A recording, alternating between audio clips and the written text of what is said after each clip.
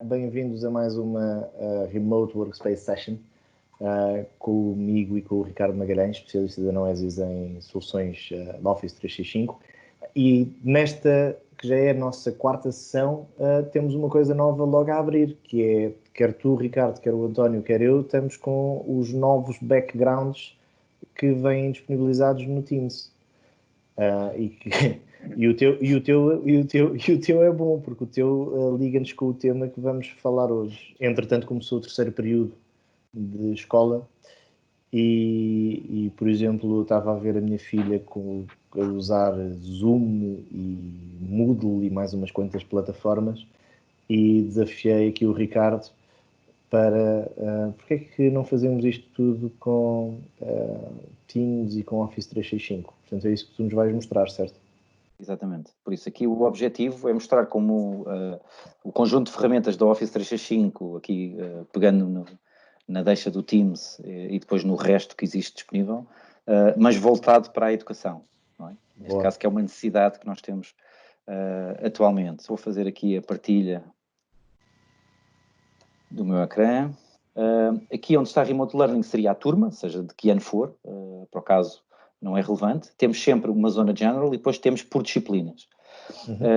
Aqui na zona general poderemos ter, por exemplo, além do mural de tópicos e de mensagens, podemos ter, por exemplo, aqui as tarefas, ou seja, aqui eu iria apontar para um planner, um conjunto de tarefas de plano, para as disciplinas todas. E então posso ter aqui já segmentadas as tarefas para fazer, assignar a quem tem que fazer, pôr os due dates, quando é que começa, que é para, neste caso, os alunos terem a noção das tarefas que têm para fazer, e seja com uma visão de uma semana, de um mês, do dia, o que for. O que é que isto nos permite?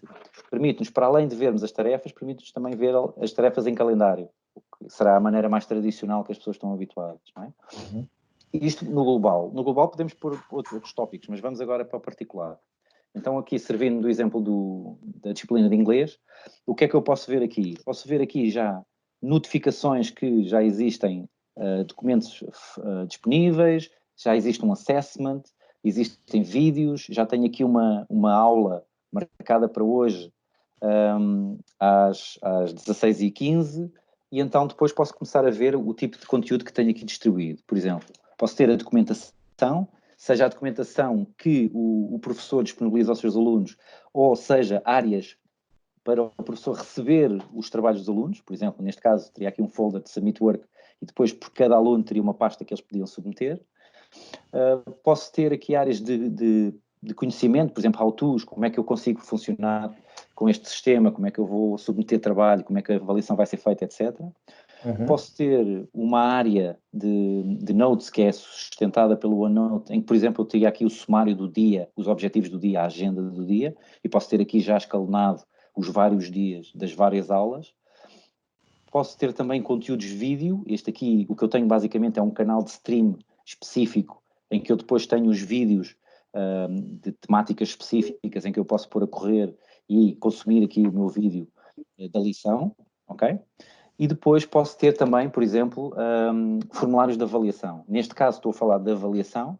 Basicamente o aluno o que é que iria ter? Iria ter um formulário em que só poderia submeter. Respondia e submetia. Isto é um exemplo muito, muito simples e muito básico. Uma vez submetido, depois pode não submeter outra vez, é uma questão de configuração, e o professor pode ter a visão agora, a sua visão. Eu ia-te perguntar, porque eu submeti, portanto, como é que eu me saí nesse assessment, já agora? Pronto. O professor depois tem acesso ao conjunto de respostas da sua turma, neste caso tivemos 3 respostas submetidas, e por cada tópico, por cada pergunta, tenho o conjunto de respostas estatísticas e depois ainda posso ter por detalhe, ou seja, eu saber especificamente quem respondeu o quê. Esta informação pode ser também extraída para Excel, para depois o professor fazer com ela o que quiser, avaliação específica, pontuar, etc. Ok? Depois, eu tenho aqui outra área, vou pegar aqui na de educação física, em que eu queria mostrar aqui coisas ligeiramente diferentes. Por exemplo, logo aqui, que eu, no meu mural de comunicação, tenho aqui a oportunidade de poder fazer os praises, ou seja, dar aqui um incentivo aos alunos que se sobressaem, não é? E é um formato simpático, que depois é feito broadcast para toda a turma. Continuo a ter uma zona de documentos. Posso ter aqui também uma zona em que eu integro, neste caso é um vídeo de YouTube sobre exercício físico, okay? Em que eu partilho com os meus alunos este tipo de formato. E, neste caso, tenho também um formulário, agora noutra perspectiva, uma perspectiva de survey, em que eu quero saber quem são os meus alunos que já praticaram desporto e que tipo de desporto, ok? Aqui, como vês, eu só tenho uma pergunta, porque eu, ao ir responder, ele vai-me perguntando Abrindo as depois o outras. resto. Exatamente. E depois, mais uma vez, eu como professor, tenho aqui a hipótese de ver as minhas respostas e perceber que na minha turma eu tenho uma pessoa que fez um desporto de equipa, 2 pessoas que fizeram um desporto individual e que o desporto de equipa, neste caso, foi futebol ou futsal e o individual foi de natação, ok? E qual é o Ricardo, só período? uma questão. Diz. Estes formulários, estes testes, podem ser depois controlados pelo planner, pelas tarefas, não é? Pode-se criar workflows. Esta informação depois pode dar origem a tarefas do plano, como nós já mostramos em sessões anteriores. Sim. Neste caso não foi construído assim, mas sim pode ser. Ou seja, a capacidade que nós já mostramos nas outras sessões continua a ser válida também para a educação. Ok? Eu com isto quis mostrar muito rapidamente, isto é, mais uma vez, vídeos muito curtos, a capacidade que este tipo de ferramentas e destas soluções todas do Office 365 têm, neste caso, vocacionados para a educação.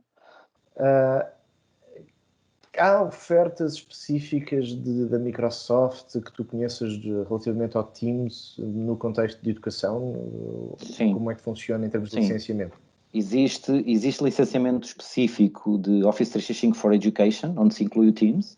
Aliás, hoje em dia, com esta questão da pandemia, a própria Microsoft está a fazer uma oferta de 6 meses grátis de licenciamento que as escolas podem beneficiar. Ou seja, neste período que se prevê necessário, as escolas podem usar o Office 365 e o Teams como solução para o seu e-learning, o seu remote learning, quer para os professores, quer para os alunos. Ou seja, por isso a oferta existe, já existia, o Office 365 for Education. Neste caso, pode-se beneficiar então desta oferta de 6 meses grátis que a Microsoft está a disponibilizar. Nós aqui no Teams, e por exemplo nesta call que estamos a fazer, existe a possibilidade integrada de, por exemplo, termos um whiteboard partilhado na própria reunião. Parecendo que não, é mais fácil, porque eu vi-me aflito no ecrã de computador para ver o que a senhora professora estava a escrever no quadro atrás dela, de termos um whiteboard, podermos partilhar. Portanto, aproveitem todas as organizações que se enquadrem na atividade de educação, portanto estamos a falar de escolas, mas provavelmente isto é extensível a centros de formação e a outro tipo de organizações cuja atividade seja a educação ou formação. Pensem no Teams como plataforma no Teams e no Office 365, nós falamos sempre nas duas coisas em conjunto. Teams faz parte do Office 365, portanto vamos utilizar esta ferramenta que consegue-se construir muito rápido num único sítio. Não é preciso ir ter um repositório de conteúdos ao lado e depois vamos à procura do conteúdo da aula numa plataforma para termos a aula noutra plataforma, e é uma dor de integração offline, logística, que nós conseguimos resolver rapidamente utilizando o Office 365. Meus caros, voltamos a ver-nos para a semana. Muito obrigado, foi um gosto estar na vossa companhia e um abraço a todos. Fiquem seguros.